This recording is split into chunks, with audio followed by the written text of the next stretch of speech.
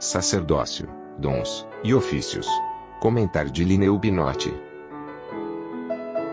Cantei esse hino que fala sobre o sacerdócio, de Cristo, porque o tema que eu escolhi para falar aqui hoje para vocês é sobre uma coisa importante, porque nós sabemos que o homem, tudo que é dado nas mãos dele,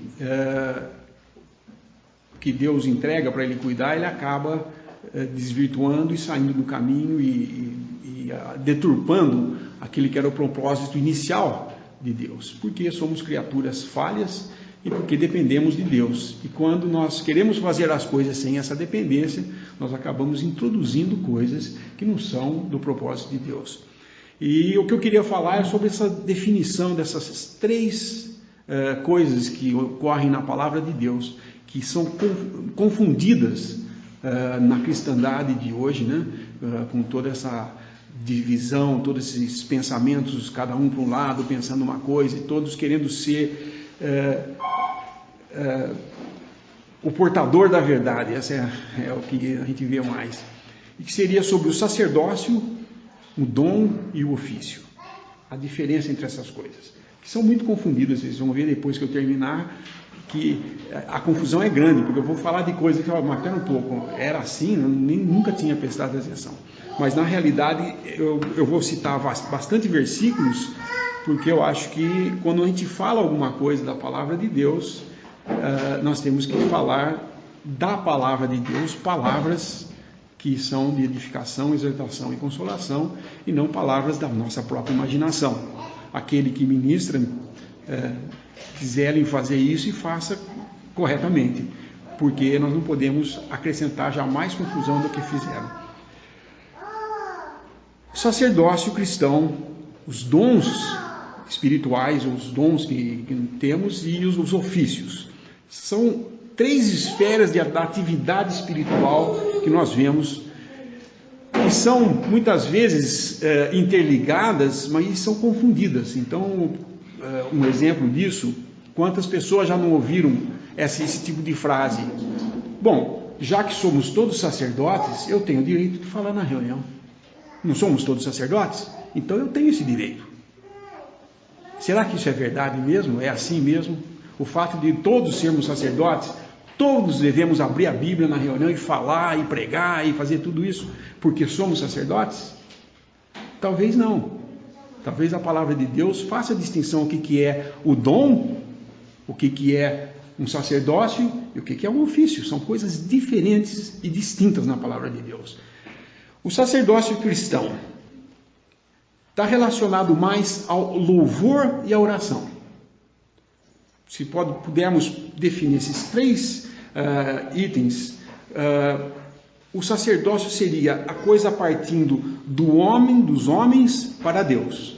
O sentido é daqui para Deus.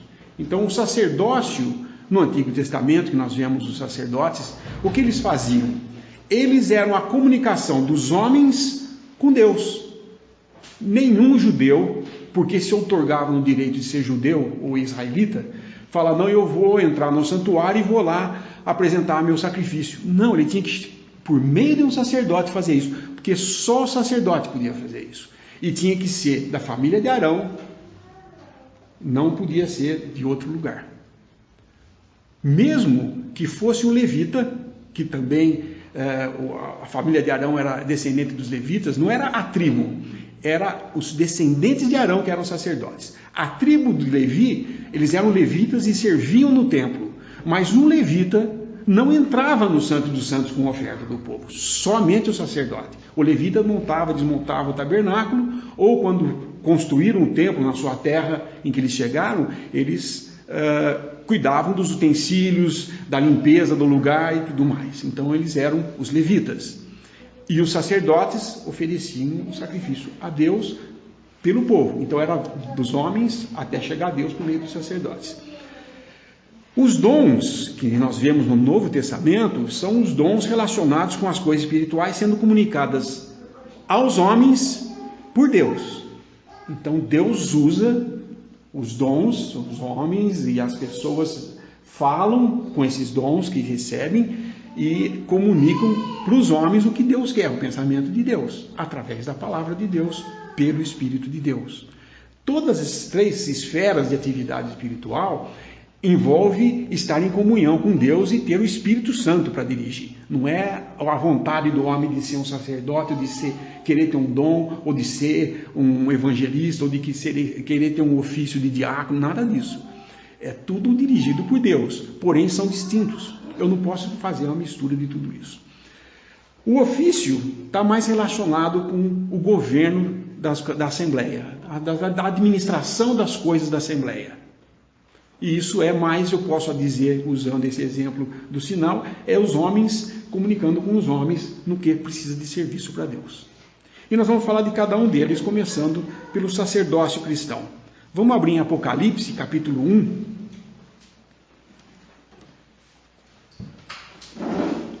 Os versículos 5, a segunda parte do versículo 5. Aquele que nos ama e em seu sangue nos lavou de nossos pecados e nos fez reis e sacerdotes para Deus e seu Pai.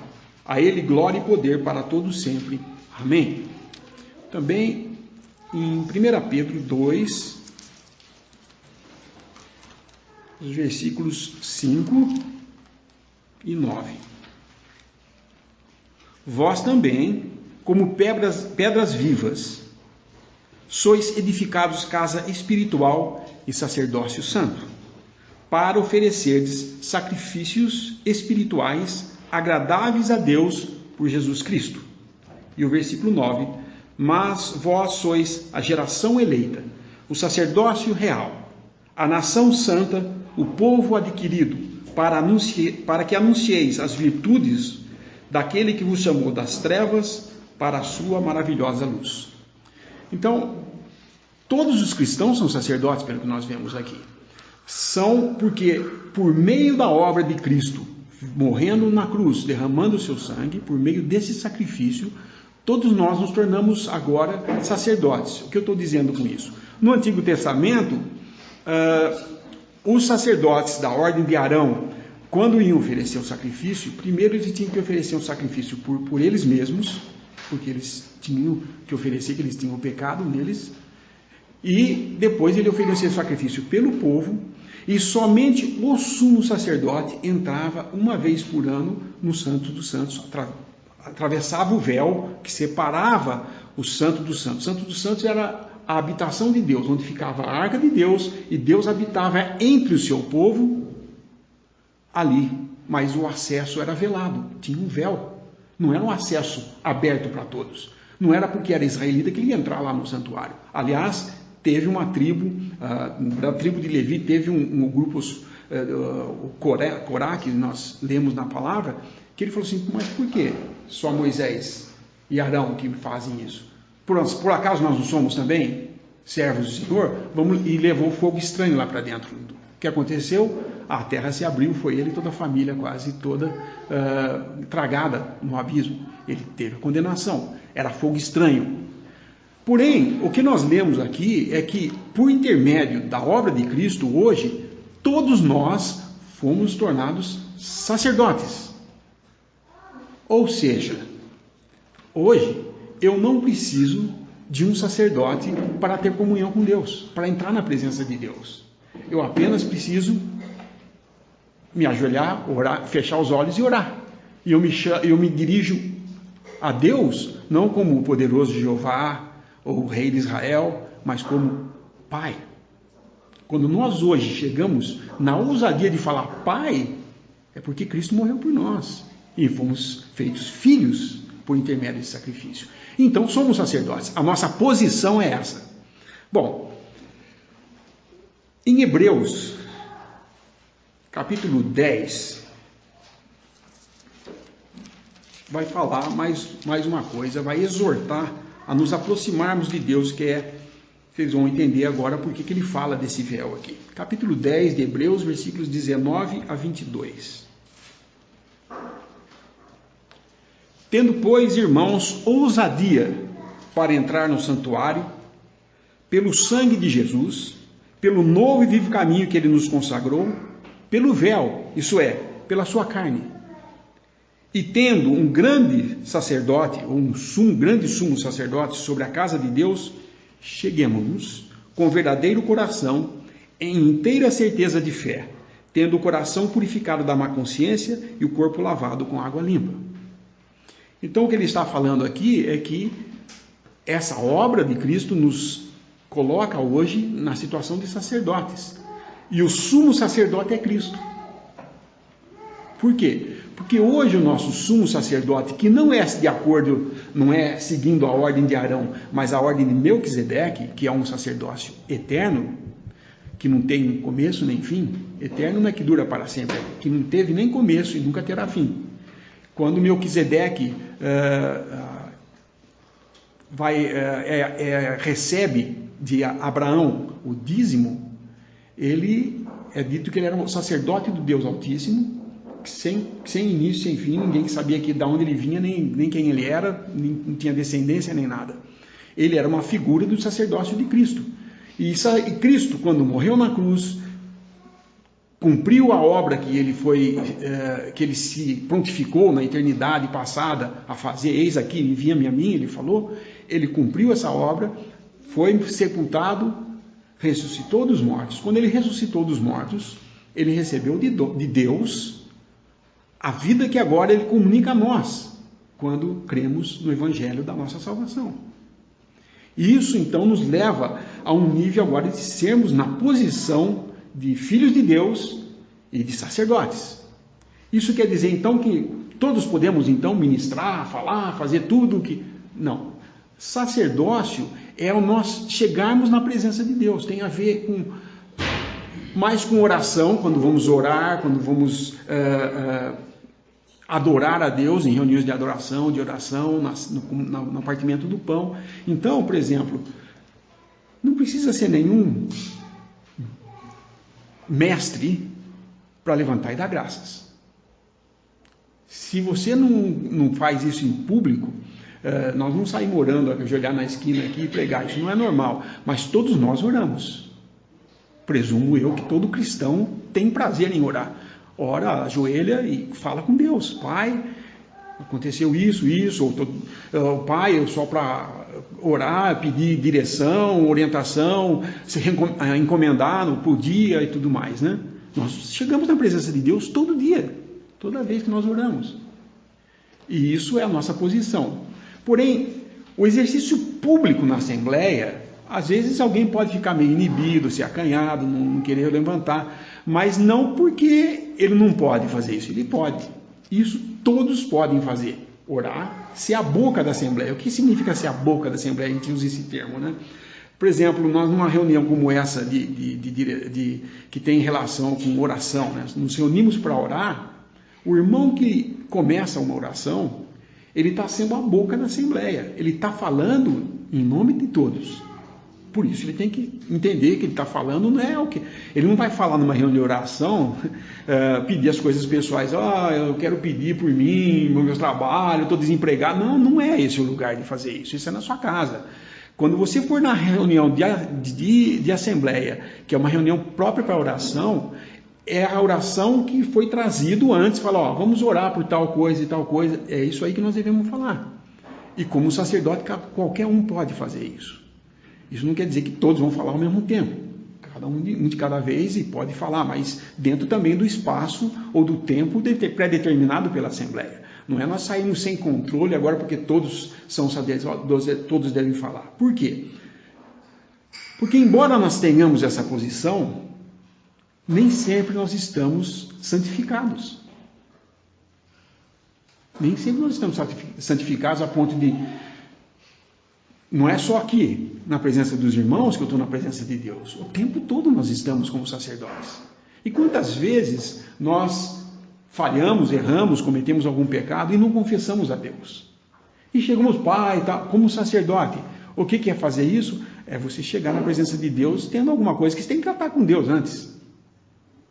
Então, existe a necessidade de santificação para que isso possa ser feito de uma maneira correta, ordeira na Assembleia. Quando você Está em público, publicamente, trazendo isso aí como sacerdote. Quer seja dar um hino, quer seja levantar para dar graças pelo pão. Não precisa ser ninguém dotado. Esse irmão é um excelente orador. Não existe isso. Não existe ser um excelente partidor de pão. Ele parte muito bem o pão, irmão. Não, eu não estou aqui para partir o pão para mostrar para os irmãos como é que parte. Ou porque, olha, eu sei partir melhor que vocês. Não, é porque ele pediu que nós fizéssemos isso e tem que ser um que vai lá. Não vai todo mundo lá partir o pão e pegar do cálice e passar. Então aquele que vai fazer isso deve ter entendimento e compreensão de que ele está sendo a boca da Assembleia, o representante da Assembleia. Portanto, as exortações que nós temos em 1 Coríntios, por exemplo, com respeito à ceia do Senhor, examine-se, pois, homens a si mesmo, e assim coma do pão e beba do cálice. Porque quem come e bebe sem discernir o corpo, come e bebe juízo para si. Então, há necessidade de santificação antes de querer exercer essa posição. Vamos ler uma passagem. Eu citei já 1 Coríntios, mas eu quero uma passagem do Antigo Testamento, só para ilustrar o que significa isso que eu estou falando. 2 Crônicas, capítulo 29... Esse capítulo inteiro está falando do tempo de Ezequias, em que ele estava, ele é um rei que fez o que era reto aos olhos do Senhor. E ele então vai pedir ao povo que eles se santifiquem.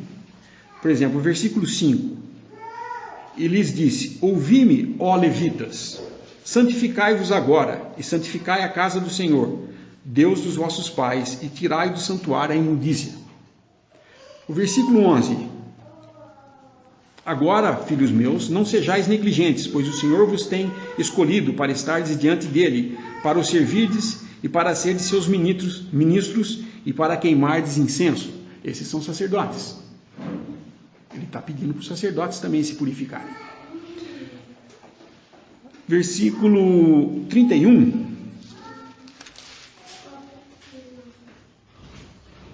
E respondeu Ezequias e disse: agora vos consagrastes ao Senhor, chegai-vos e trazei sacrifícios e ofertas de louvor à casa do Senhor. E a congregação trouxe sacrifícios e ofertas de louvor, e todo o que tinha essa vontade do coração trouxe holocaustos. Aqui ele está pedindo para o povo fazer isso. E o povo, então tinha os levitas, os sacerdotes e o povo. E Ezequias, como rei, pedindo para que todos eles se santificassem. Versículo 34, e vamos ver o que aconteceu. Eram, porém, os sacerdotes muito poucos, e não podiam esfolar a todos os holocaustos, pelo que os seus irmãos, os levitas, os ajudaram até a obra se acabar, e até que os outros sacerdotes se santificaram, porque os levitas foram mais retos de coração para se santificarem do que os sacerdotes. O que aconteceu aqui?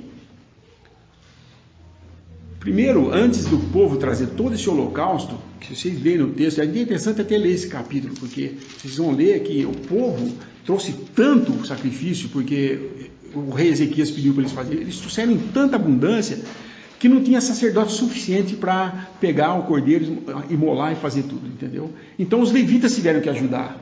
Parece que é porque tinha pouco sacerdote? Não, porque quando ele invocou que os levitas, os sacerdotes e o povo se purificassem, os sacerdotes foram mais lentos em fazer isso. Talvez eles não quisessem se santificar tão logo, queriam viver mais um pouco do que eles estavam vivendo, porque eles estavam totalmente fora. O tempo estava abandonado nessa época aqui. Mas os levitas foram mais rápidos, eles tiveram que fazer o trabalho do sacerdote. Isso significa dizer o quê? A condição dos sacerdotes não estava própria para eles exercerem o seu sacerdócio. Eles tinham direito? Tinham. Eles eram descendentes de Arão e eram sacerdotes. Mas eles não estavam purificados, santificados ainda. Era necessário que eles fizessem isso antes. E com tanto sacrifício para fazer, como é que ia fazer? Os levitas vieram e ajudaram nisso, a esfolar as vítimas para fazer. Mas só os sacerdotes podiam apresentar. Então ficaram esperando até que esses sacerdotes fizessem isso. Então muitas vezes nós entendemos o porquê que a gente vem partir o pão aqui e fica horas e horas de silêncio, né, aquele tempo. Por quê? Vamos ver se talvez não seja que nós não estamos fazendo a parte da santificação, o exame antes de vir aqui partir o pão, porque nós chegamos aqui tão carregados com as coisas do mundo e contaminados com elas, que nós achamos que eu não tenho disposição para fazer isso, eu não estou em condição de fazer. Posição você tem, mas condição você não tem. E se você faz sem a condição, você está incorrendo está trazendo um problema para você mesmo, que era o que aconteceu em Coríntios, que nós vemos em Coríntios 11, Paulo exortando os irmãos a se examinar, porque não é por isso que tem entre vós muitos doentes e não poucos que dormem, porque eles estavam fazendo tudo errado, cada um fazia do jeito que achava, uns chegavam e já comiam, não deixavam outros comerem, beberem do cálice e assim por diante. Então nós vemos essa confusão de querer exercer a posição sem estar em condição, isso como sacerdote. Agora vamos passar aos dons no Novo Testamento. Quando nós vemos os dons no Novo Testamento, existem várias definições ou várias coisas que são faladas como dons. Primeiro que nós vamos ver está em João 4:10, que é o dom do Espírito Santo. É dado quando uma pessoa crê no Senhor Jesus Cristo. O dom do Espírito. João 4, versículo 10.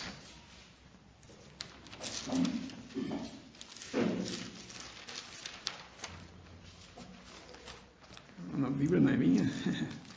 Não acho o versículo, né? Para perceber isso. Ok. Jesus respondeu e disse-lhe, a mulher samaritana, se tu conheceras o dom de Deus e quem é o que te diz, dá-me de beber, tu lhe pedirias e ele te daria a água viva. A água viva aqui é o Espírito Santo, né? Também em Atos 2:38,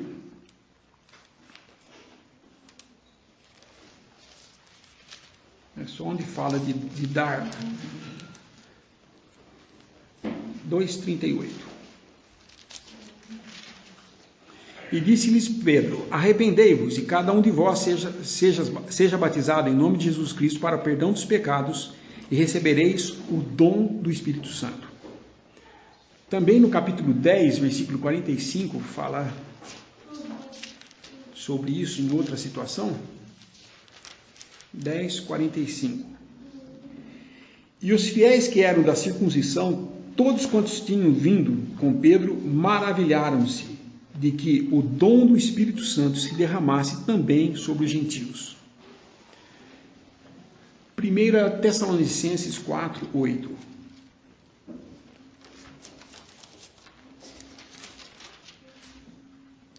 Portanto, quem despreza isso não despreza o homem, mas sim a Deus, que nos deu também o seu Espírito Santo. E 1 João 3:24.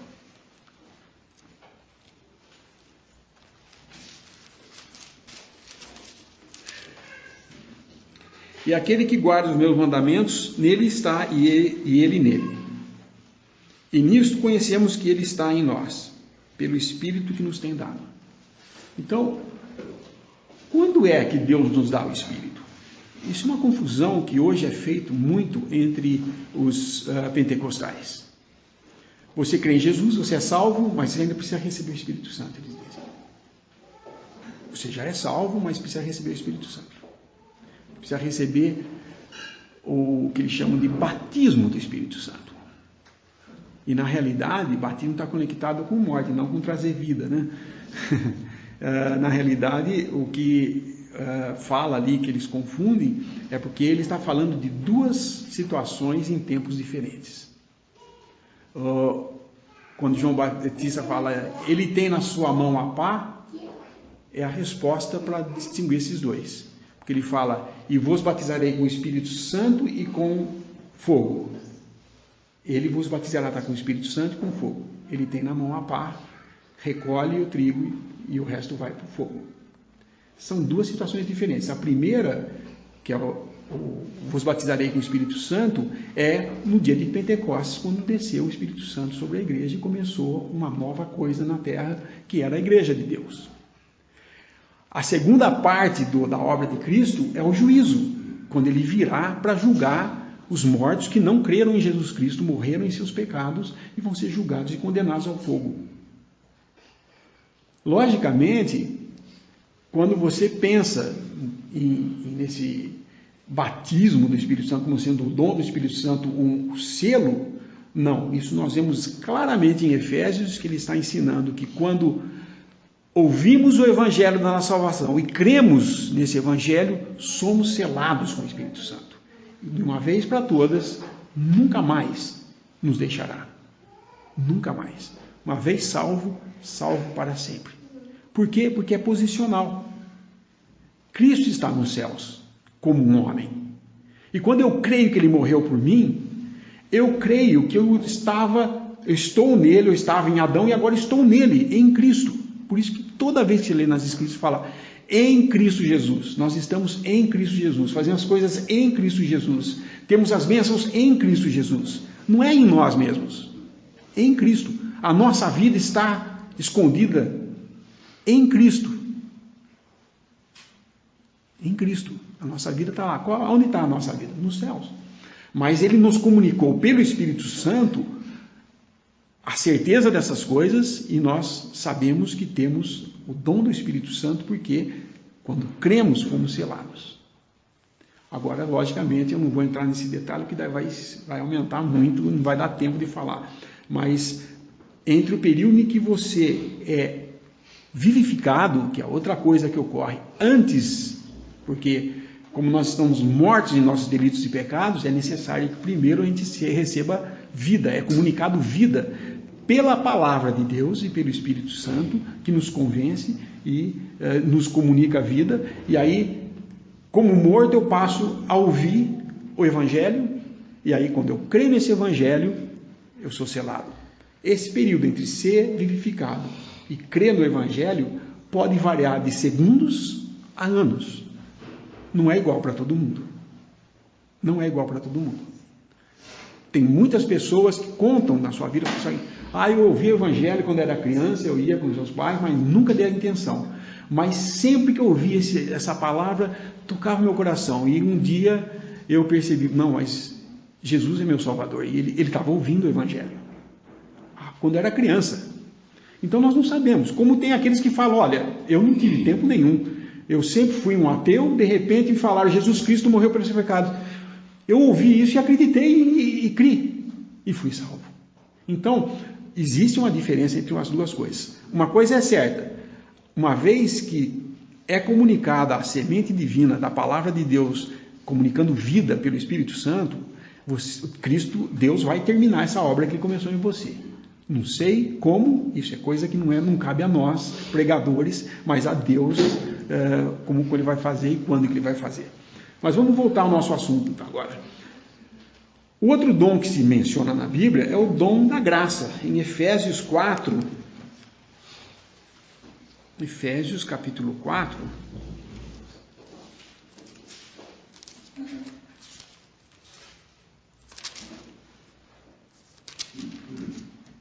versículo 7. Mas a graça foi dada a cada um de nós segundo a medida do dom. Parte desse corpo, nós somos o corpo de Cristo. Todos os que creem em Jesus Cristo como Salvador faz parte do corpo de Cristo. E isso não é, por exemplo, você vê que nunca na palavra fala que os coríntios eram o corpo de Cristo. Paulo em Coríntios está falando com eles e fala, mas vocês são um corpo, um só corpo. Não são o corpo, porque se só os coríntios fossem o corpo, o resto não era. Então, eu posso ter parte do corpo de Cristo na igreja católica, na igreja presbiteriana, na batista, na luterana, pode nomear. Pode ter um filho de Deus lá. Se ele creu em Jesus, mas ele não entende e está lá sendo enganado, ele pode estar. E Deus, e se ele creu, ele está salvo. Existe uma grande diferença entre ser salvo e fazer a vontade de Deus. Tá? Uma vez que eu sou salvo, sou filho de Deus. Mas eu posso ser um filho obediente, que ouve o Pai e ama o Pai, e eu posso ser um filho desobediente, que não respeito meu Pai, que não dou ouvidos para ele e acho que posso andar nas minhas próprias pernas. Não deixo de ser filho em nenhuma das situações que eu venha a fazer nesse mundo. Porém, como filho desobediente, tenho disciplina. Então eu vou sofrer pelo que eu estou fazendo como filho, fazendo de errado, que não agrada ao Pai. Então, esse lugar que nos foi atribuído, isso é o dom da graça. Por graça sois salvos mediante a fé. Isso não vem de vós, é dom de Deus. Então a graça é um dom de Deus. Esses são fáceis de entender e não precisa mais explicações. Mas agora nós vamos entrar na parte mais difícil, que é o que confunde com o sacerdócio, que são os dons espirituais. O que são os dons espirituais? A versão do Darby, ela traduz esses dons espirituais como manifestações.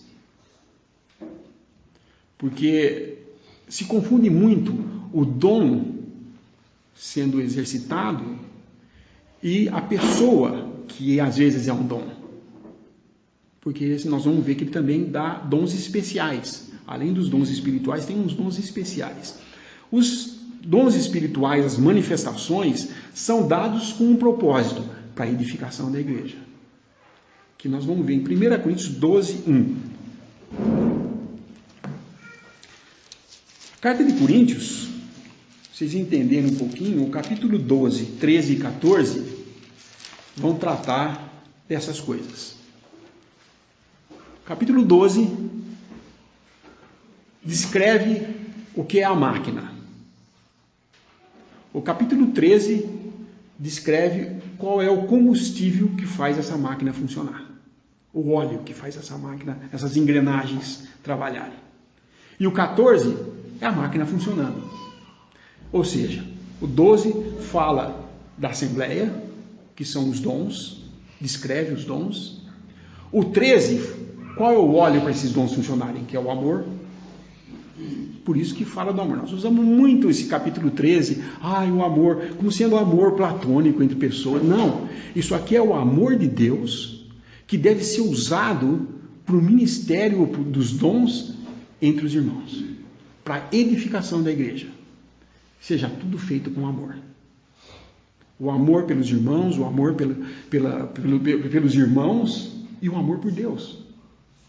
E aí então, no 14, ela vai funcionar a todo vapor, né? Porque vai ter o combustível certo, com as engrenagens certas, vai funcionar direito. Não tem máquina que não funcione direito, se não tiver tudo certo, certo?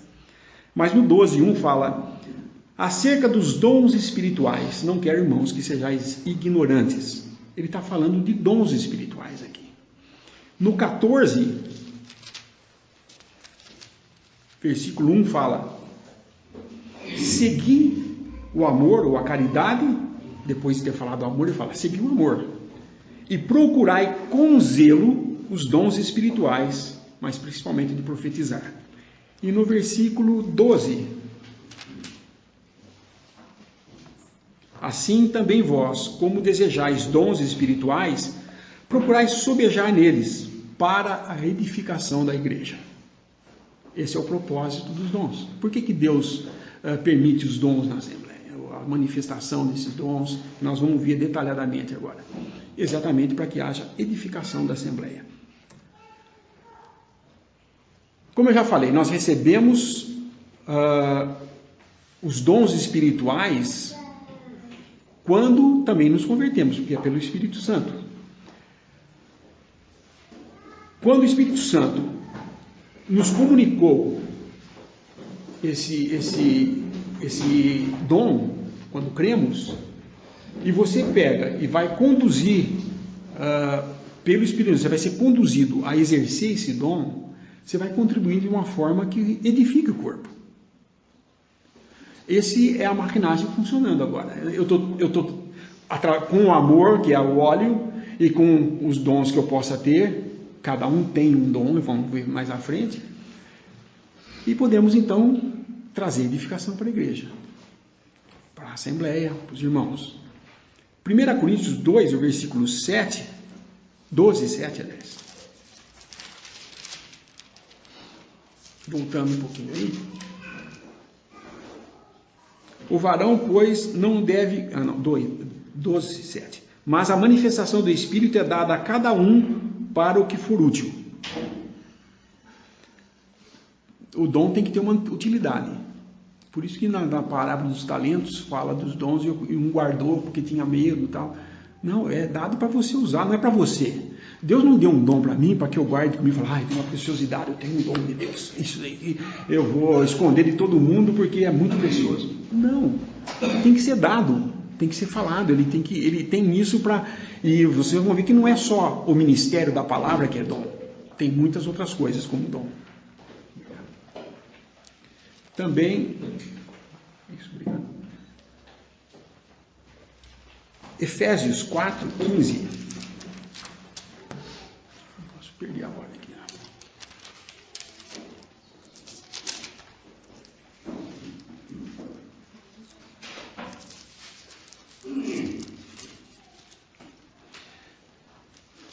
Versículo 15. Antes, seguindo a verdade em amor ou caridade, cresçamos em tudo naquele que é a cabeça, Cristo. Então, esses versículos mostram claramente que foram dados para a edificação do corpo e deve ser feito conforme ele pede. Todos nós recebemos um dom, pelo menos um. Porque Deus jamais iria acrescentar você como membro do corpo sem utilidade. Por isso que quando Paulo vai usar anatomia para explicar isso, que ele usa o corpo humano como... Ele fala, não tem nenhum membro que é mais importante do que o outro. Todos têm a sua função e importância. E não é para você almejar, eu quero ser aquele ou esse dom. Não. A coisa é, eu tenho que, em exercício entre eu e Deus, buscar qual é o meu dom, qual é a minha função na igreja, o que eu posso acrescentar para ajudar meus irmãos.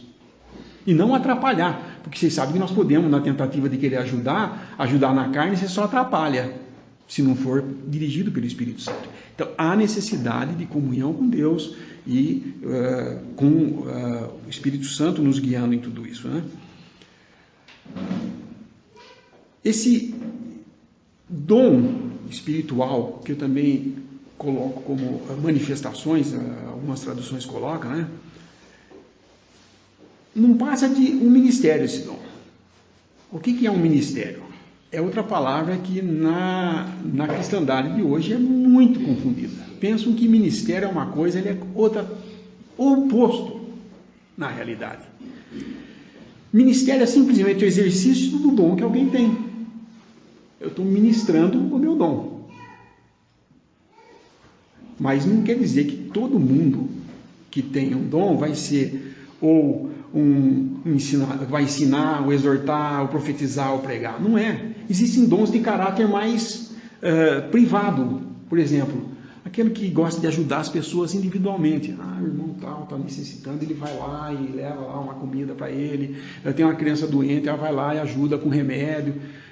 Não precisa falar com a assembleia, falar, tem uma coisa, eu preciso doar. E não é para mostrar para ninguém que está fazendo isso. Ele faz entre ele e Deus. É um dom que ele tem. E nós sabemos que existem pessoas assim, que sabem ter empatia, sabem se condoer junto com as pessoas daquela necessidade e vai visitar, e vai procurar. E o que ela está fazendo com isso? Ajudando. A gente pensa que os melhores dons são aqueles que trazem evidência. E não é assim. Nós vamos nos surpreender, talvez, nos céus, de ver que aqueles que mais ajudaram foram os que menos apareceram na Assembleia. Nem sabia que esse irmão fazia tudo isso, eu posso falar no céu. Nem sabia. Pensei que fosse o fulano de tal, que falava tão bonito. E não é. É esse aqui que fazia um negocinho de nada. Mas ele estava fazendo o que Deus pediu. Ele tinha comunhão com Deus para fazer. Deus não quer majestade de obras. Ele não quer isso.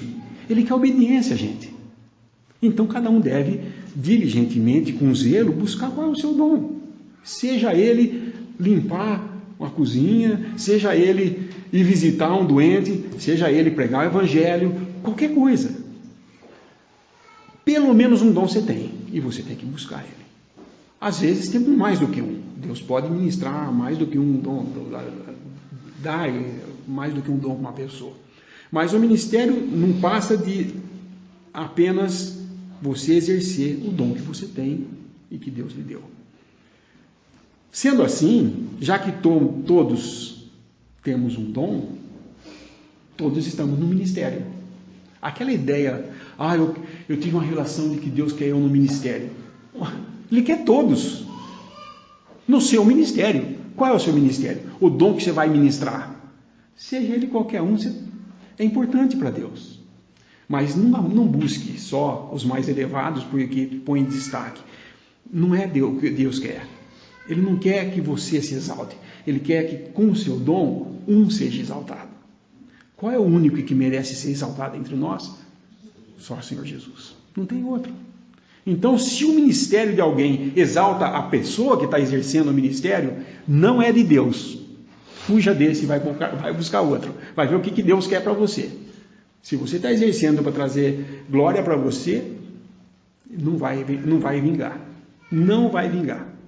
Então, isso é muito importante nós entendermos essas distinções na palavra de Deus, para não cairmos no erro de pensar que, puxa, eu não sou nada para Deus porque eu não tenho um ministério como daquele irmão. Então você tem o seu, que é precioso para Deus como daquele irmão. Se ele está exercendo bem, tudo ótimo, ore, agradeça a Deus que ele está aqui para ajudar também, mas vá ajudar no seu, não procurar repetir o dele ou imitar o dom dele. Não, isso não é o que Deus quer. Por isso que nós não temos escola de teologia. Não existe um lugar na palavra de Deus que fala que aquele que ministra tem que fazer um colégio de teologia, tem que ter um diploma de divindade. Já viu isso? Eu vi uma vez mestre em divindade. Mestre em divindade. Onde nós vimos isso? Onde existe isso na palavra? Não existe. Porém, o homem inventa essas coisas porque ele quer inventar, que nós vamos ver à frente, o clero. Separar clero de leigo, e assim ele domina o leigo. E daí, domina o leigo, nós sabemos do que dá. Constrói-se grandes templos, arrecadando-se um monte de dinheiro, e só Deus sabe parte desse dinheiro para onde vai. Certamente não é para glorificar a Deus. E, no final, Deus vai pedir as contas para cada um deles. Seria melhor que eles tivessem uma mó atada aos seus pescoços e se atirassem no mar do que fazer o que estão fazendo. Mas não cabe a nós, cristãos, querer acabar com eles ou denegrir. Se estão fazendo a obra, eles vão ser responsáveis com Deus do que eles estão fazendo. O fogo vai passar. O que é ouro fica, o que é palha queima. E vai sofrer o prejuízo. Se forem cristãos, porque tem uns, a maioria aí, nem cristão é. Está lá como profissão. Como profissão. Eu sei disso porque quando eu faço a ficha dos meus pacientes, pergunto a profissão, às vezes eu vejo lá sacerdote, pastor, padre. Isso é profissão, gente? Aonde? Na palavra de Deus eu não vejo ninguém tendo sido aqui um profissional em divindade. Bom, além dos dons de profetizar, pregar, existem outros dons, que são os sinais de curas. De cura, línguas, dons milagrosos. Porém, esses daí que nós vemos em 1 Coríntios 9 e 10, 1 Coríntios 9 e 10, que ele fala. Eu quero que vocês entendam que isso que eu vou falar agora, não estou de modo nenhum limitando de que Deus não pode curar hoje. Não pode fazer um milagre. Ele pode sim. Mas não é o que Deus está exercendo como dom na Assembleia, para a edificação da Assembleia. Isso é que é importante nós entendermos. Tá? 1 Coríntios 12, 9. E não... Estou no 10 aqui. E a outra, a operação de maravilhas, e a outra, a profecia, a outro dom de discernir espíritos, e a outro, a variedade de línguas, e a outra, interpretação das línguas. Também, esses dons e milagres, além deles, ainda existem uns mais de cuidado. Porém, esses dons que eram manifestados em forma de operação de maravilhas, que é milagres, né?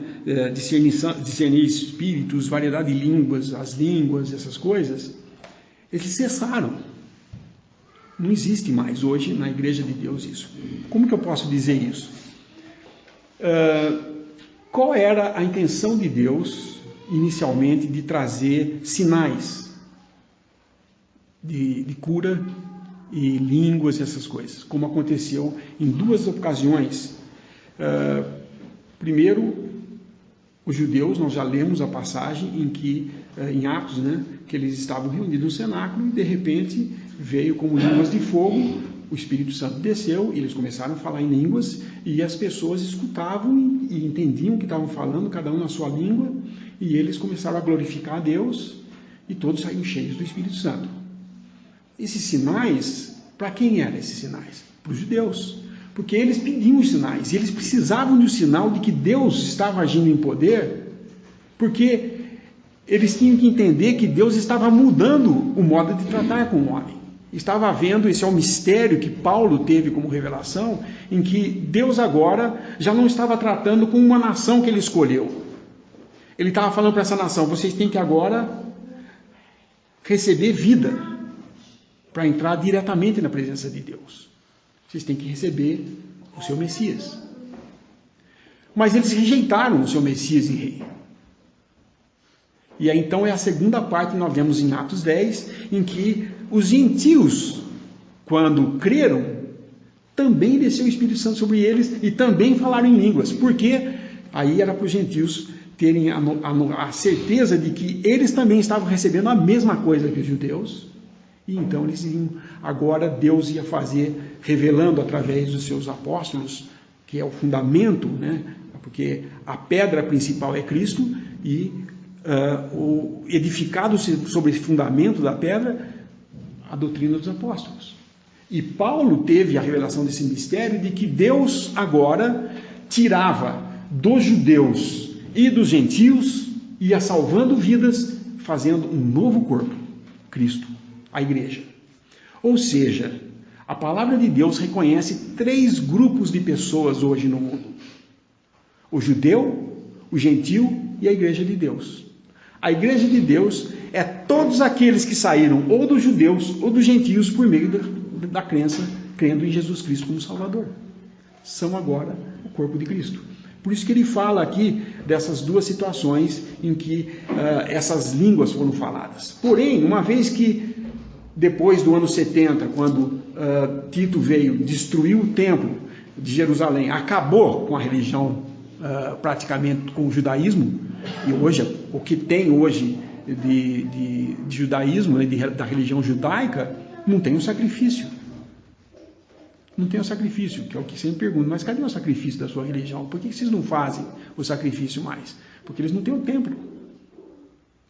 E eles se dispersaram. Já eram divididos e aí foram dispersados por toda a terra. Então hoje, o que voltou a ser Israel, esse Israel hoje, não é todo Israel. E eles nem sabem direito quem eles são, que tribo que é tal. Isso vai ser, depois do arrebatamento, vai começar a acontecer isso aí. É outro assunto que depois a gente pode falar mais, né? Eu falei de dons especiais. Cristo, como cabeça da igreja, também dá dons especiais à igreja. Que são esses dons especiais? Será que é alguma coisa que eu nunca ouvi falar? Não, nós sempre ouvimos eles falando. Capítulo 4 de Efésios, versículo 10. De 10 e 11.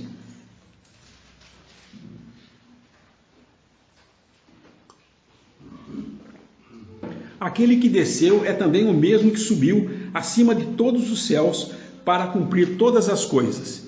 E ele mesmo deu uns para apóstolos, outros para profetas, e outros para evangelistas, e outros para pastores e mestres, ou doutores. Então, na realidade, esses dons especiais que eu estou falando, são as próprias pessoas. O que eu estou dizendo com isso? Eu não estou dizendo que cada assembleia tem que ter um mestre, tem que ter um profeta, tem que ter um apóstolo, não é isso. É que Deus deu esses homens, apóstolos, profetas, evangelistas, pastores e doutores, para a edificação deles. O princípio, quando começou a coisa, tinha que ter tudo isso. Porém, uma vez que os apóstolos morreram, já não existem mais. Nunca vemos na palavra Paulo passando o seu apostolado para outra pessoa, Pedro passando o seu apostolado, nunca vimos isso. E nem vimos Deus, com exceção de Paulo, depois dos 12, que Judas o traiu e foi tirado na sorte, e Matias entrou no lugar, e os 12 ficaram durante um tempo pregando o evangelho entre os judeus, e depois, quando Deus vem e chama Paulo, dentre os judeus também, que estava perseguindo a igreja para ir e pregar aos gentios, e Paulo é o primeiro que tem essas revelações, apesar de Pedro ter ido, quando tem aquela visão do pano descendo, ele vai lá e os gentios no capítulo 10 de Atos. Mas quem tem as revelações desse mistério de Israel, um israelita se convertendo a Cristo, ele faz parte do corpo de Cristo, e um gentio se convertendo faz parte do corpo de Cristo. E agora Deus tem mais uma coisa na terra, além de judeus e gentios. Antes disso, antes do Pentecostes, o que a Bíblia conhecia era Israel e as nações. É o que nós vemos nas profecias, fala de Israel e as nações. Mas não existia a igreja, que só veio a existir no Pentecostes. E agora ela fica aqui até o dia do arrebatamento. No arrebatamento, sai a igreja para estar com o Senhor, porque as promessas para a igreja são todas promessas celestiais e não terrenas, e daí Israel começa a ser tratado novamente, porque uma vez que eles rejeitaram o seu Messias, Deus então colocou de lado por um tempo, parou o relógio profético, e agora no período da igreja nós estamos vivendo um tempo da graça, em que Deus trata com o homem por graça. Porém, quando a igreja for arrebatada e o Espírito Santo sair da terra, aí começa a ser tratado outra vez com Israel, as nações vão atacar Israel, e aí vem todo aquele negócio da profecia, que é outro assunto que dá muito tempo a falar, né? Então, os apóstolos, na realidade, em Efésios 2:20, fala que tem um versículo que fala aqui, olha, edificados sobre o fundamento dos apóstolos e dos profetas, de que Jesus Cristo é a principal pedra da esquina. Os apóstolos e os profetas que fala aqui são os apóstolos e os profetas da igreja primitiva. E eles morreram.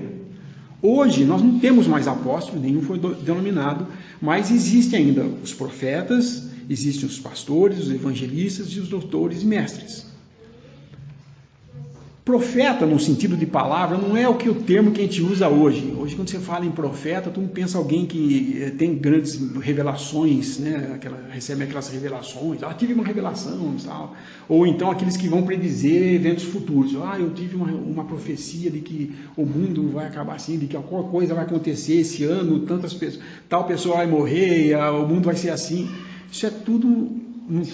Na verdade, isso não tem nada a ver com profecia no Novo Testamento. Profeta no Novo Testamento são aqueles que ministram a palavra de Deus para edificação, exortação e consolação do seu povo. O que eu estou fazendo aqui hoje? Profetizando. Eu estou ministrando a palavra de Deus em aplicação ao assunto para edificação. Cada um aqui ouvindo pode aprender alguma coisa. Eu espero. E sei que vai, porque se dependesse de mim, vocês não iriam. Vocês iriam ser só convencidos. Mas eu não convenço ninguém de nada. Quem convence é o Espírito Santo. Então, a mim cabe apenas falar a palavra, por isso que eu leio tanto versículo. Porque eu acho que a palavra de Deus é que tem valor. Eu posso até estar errando, às vezes, nas coisas que falo. Como que na última vez eu estava comentando com ele que eu vim aqui, pediram, eu quero falar. E eu fui falar e saiu uma coisa que era um conceito antigo que a gente tinha, e estava errado.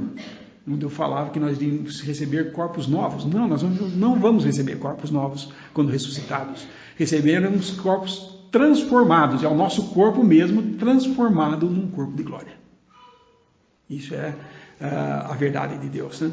Mas a gente pode fazer. O que ele está falando às vezes pode errar. Mas eu sei que não é intencionalmente, que às vezes eu posso falar alguma coisa. Porém, a palavra de Deus, essa confirma o que eu falo. Tá?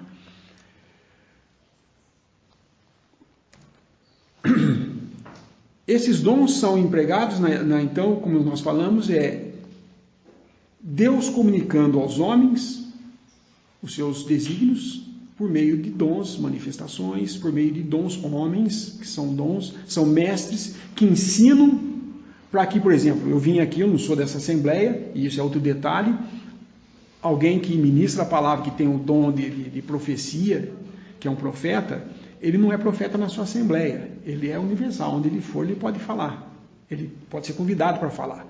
Qual é a função disso? Qual é a função do homem como dom?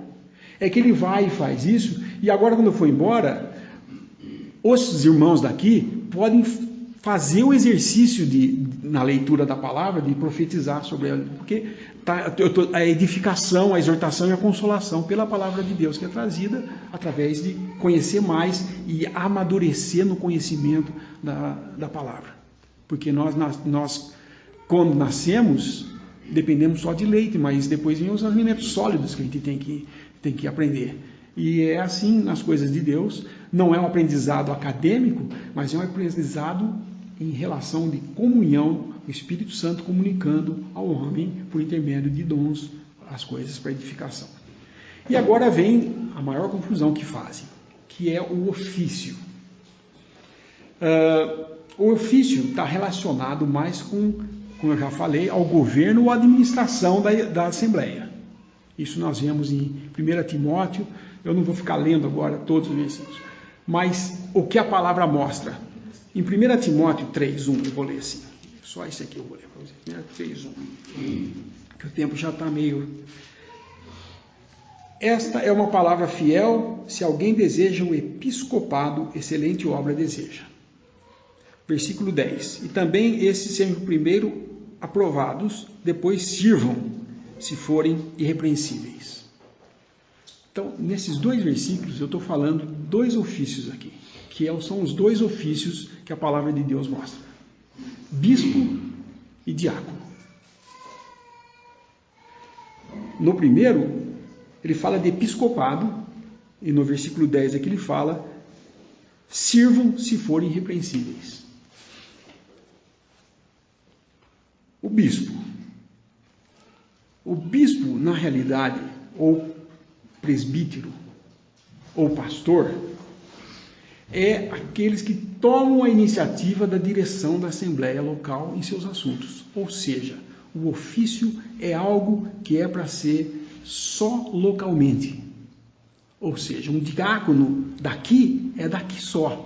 Um diácono daqui não pode ir na outra Assembleia e querer falar, olha, deixa que eu tomo conta do dinheiro. Não tem isso.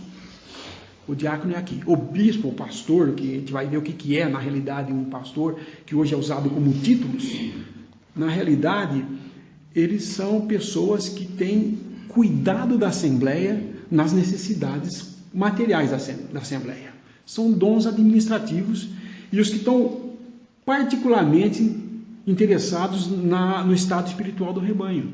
É aquele que vai, senta depois da reunião e fala, irmão, como é que está? E você, aquele problema que você tinha, e conversa, e ajuda, auxilia. Não é só ficar aqui falando, não. Não é só usar a chance de abrir a palavra para ler juntos e ficar falando, usar esse momento que todos estão para serem edificados, usar para dar alfinetada em alguém que está fazendo alguma coisa errada. Não. O que você pode fazer, se você tem o zelo de cuidar do rebanho e vê que alguém está meio assim, capenga, termina a reunião, vai lá, escuta, irmão, eu notei que você está meio ausente, e conversa abertamente, eu quero te ajudar, mostra amor, o pastor, ele cuida. E isso é o que nós vemos na palavra de Deus. Primeira coisa que um pastor faz, 1 Tessalonicenses 5.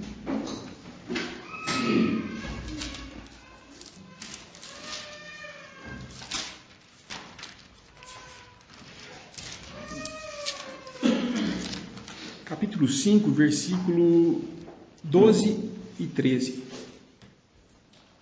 E rogamos-vos, irmãos, reconheçais os que trabalham entre vós, e que presidem sobre vós no Senhor e vos admoestam.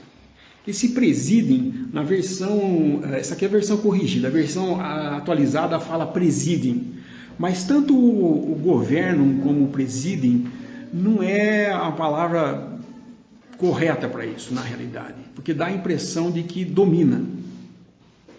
E o pastor jamais domina o seu rebanho.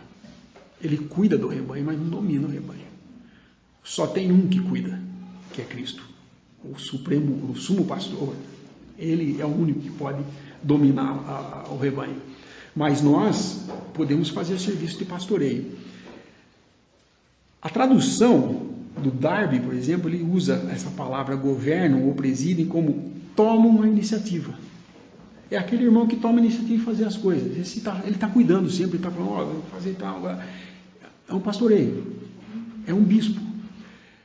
Eles não devem ter domínio sobre o rebanho, como a gente vê o clero fazendo isso hoje, dividindo pessoas entre...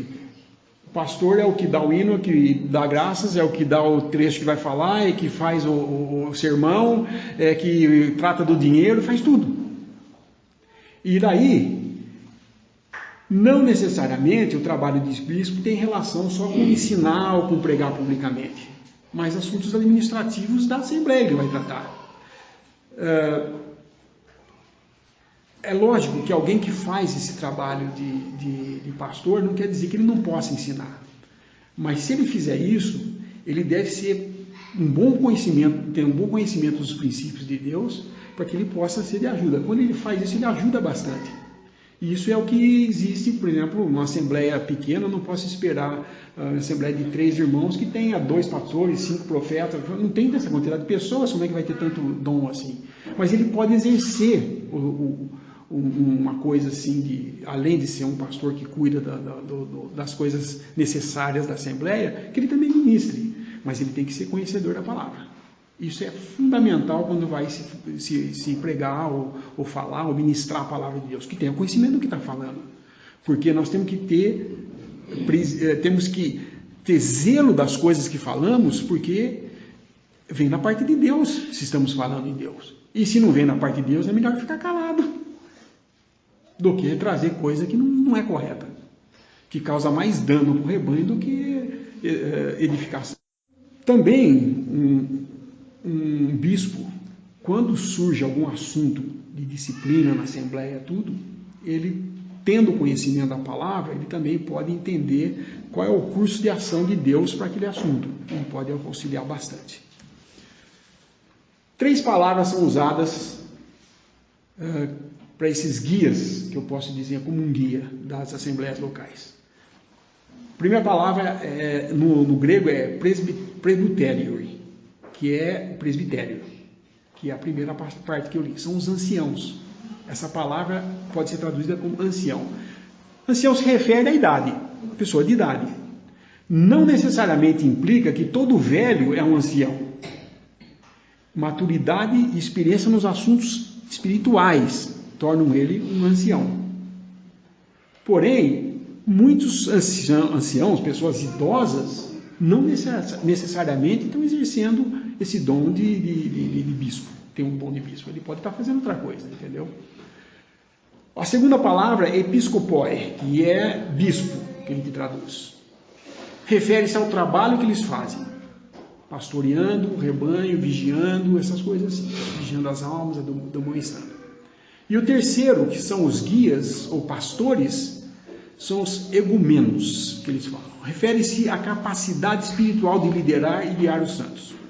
Essas 3 não são posições, essas 3 palavras aqui. Não são posições distintas, como se faz na cristandade hoje. Existem os anciãos, existem os bispos, existem os pastores, existem os diáconos, põe até os diáconos nesse meio. Cada um é uma função. Não são funções. Não são posições diferentes, são aspectos de um mesmo trabalho. Como eu disse, o ancião ele está buscando o bem-estar espiritual da Assembleia. Você vai no bispo, quando a palavra usa a palavra bispo, está mais relacionado com o pastorear o rebanho, o trabalho que eles fazem. E é interessante que o Espírito Santo usa essas 3 palavras de um modo intercambiável. Uma hora ele fala uma, outra ele fala outra, mas está relacionado com o assunto que ele está falando. Não a função. É a mesma função. É a mesma coisa, mas em atividades diferentes, entendeu? Você quer ver isso? Vamos rapidinho, só comparar Atos 20, 17.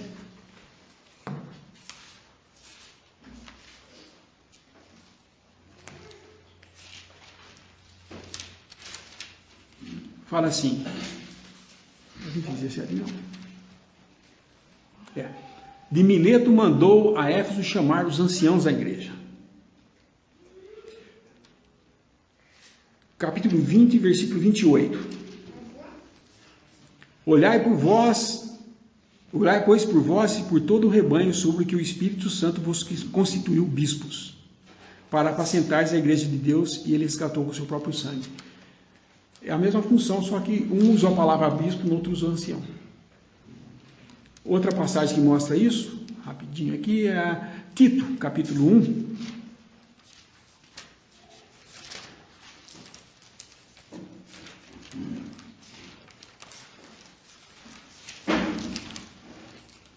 As folhas são fininhas, minha mão não está muito para isso não.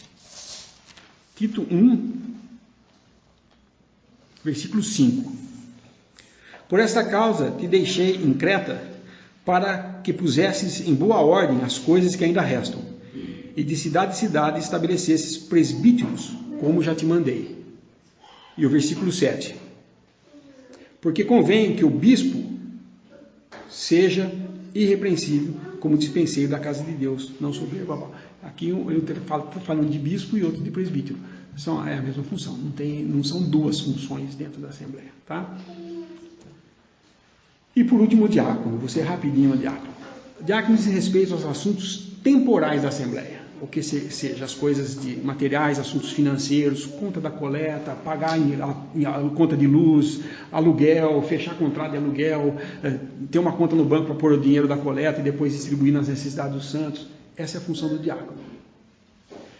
Significa então que ele é um servo. Você pode dizer que a palavra diácono, ela também pode ser traduzida como servo. É uma pessoa que serve. Ou ele vai no chão, ele vai fazer, o negócio dele é trabalhar e servir aqueles que têm o dom de pastoreio, que têm o ministério da palavra, profetiza e tudo mais. Nós vemos isso, que Paulo tinha os seus cooperadores, eram diáconos. Estavam lá cooperando com Paulo no trabalho de viajar, visitar e tal mais. O que aconteceu? Hoje a igreja professa, a cristandade, ela tirou o significado do termo ministro e usou um termo bíblico e conectou a posição que eles criaram com o clero. E dão aos homens um título oficial lá para eles. É o ministro fulano de tal, é o pastor fulano de tal. E alguns chegam até, no seu trabalho, a ter uma equipe que dá suporte para eles. Inverteram a palavra de Deus, porque a palavra bispo e pastor e ministro, eles estão para servir os que ministram, os que profetizam. E os que profetizam eram para ser servidos pelos diáconos. Não, hoje inverteram as coisas. O diácono é aquele que trata das coisas, mas quem é chamado de pastor é o outro. E aí faz aquela confusão com títulos e com coisas, e na realidade a palavra de Deus é simples, é servir, é um diácono. Se quer esse o seu nome, faça isso, faça com alegria, faça com amor, e você está edificando a igreja, não precisa abrir a boca. Nós temos na nossa assembleia um irmão que está desde, eu me converti há 40 e tantos anos, 42 anos, e ele, desde que nós começamos a reunir, no princípio, né, foi a primeira assembleia que surgiu, ele oferecia a casa dele, ele era simples, ele era operário, tinha a família dele, e a reunião era na casa dele. E desde então, ele não é mais na casa dele, nós temos um salão, mas todo domingo que ele está lá, ele vai, pega o pão, arruma a mesa, põe o pão, põe o cálice de vinho, vem com ajuda do outro irmão, carrega a mesa lá, põe a mesa, termina, ele vai lá, tira, limpa, lava todos os copos, põe ali. Ele está fazendo isso há anos, ninguém nunca nota quase isso, mas é ele que faz. Ele está fazendo a sua função e ponto final. E talvez vá ter mais coisas de elogios da parte de Deus, bom servo, fez o que eu mandei, do que eu. Um pobre coitado aqui que tem que ter um computador para não esquecer os versículos, porque a cabeça já não ajuda. Eu falava de pronto, sem a ajuda de computador, hoje eu preciso dela. Mas, graças a Deus que tem essas coisas, né? Não estou criticando quem faz, mas é um bom recurso. Mas o importante é o amor pelos irmãos em tudo que se faz. E não confundir que porque você é um sacerdote, que você pode fazer tudo. Eu tenho o direito de fazer tudo isso. Questão de ordem. Uma vez usaram isso numa reunião, um irmão falou, questão de ordem. Agora eu quero fazer isso. Mas quem foi que te deu essa autoridade para falar isso? Ninguém. E hoje nós não temos nenhum apóstolo para dizer quem é pastor, quem que é diácono, quem que é isso ou quem que é aquilo. A Assembleia, pelo bom testemunho, aprova e ele vai fazendo a sua função, vai aprendendo.